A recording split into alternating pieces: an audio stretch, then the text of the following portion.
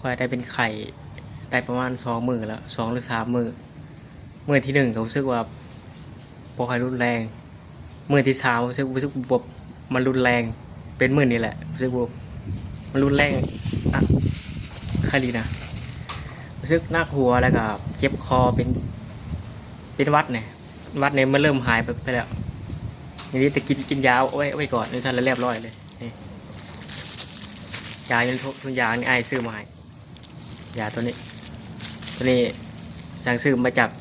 ฟู้ดแพนด้าเมื่อคืนนี้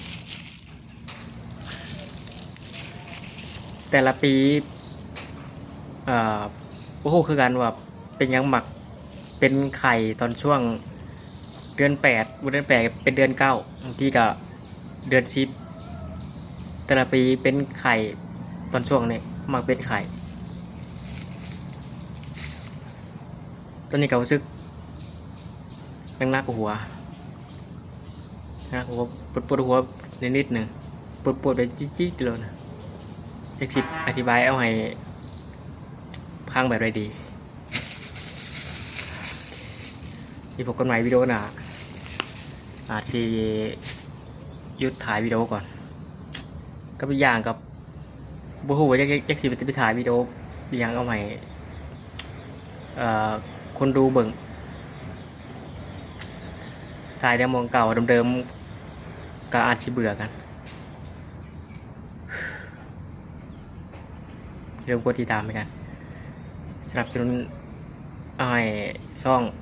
ไปถึง1,000ผู้ติดตาม 1,000 ซับอาจจะดีใจแล้ว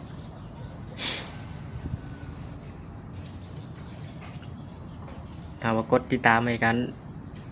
ดันในช่องนี้ไปถึง1,000 ซับก็แสดงว่าทุกคนกำลังช่วยเหลือชีวิตกันอยู่แสดงว่าไม่ได้ทำลายชีวิตกันถือว่ากับไม่ได้ทำลายอนาคตกันอีก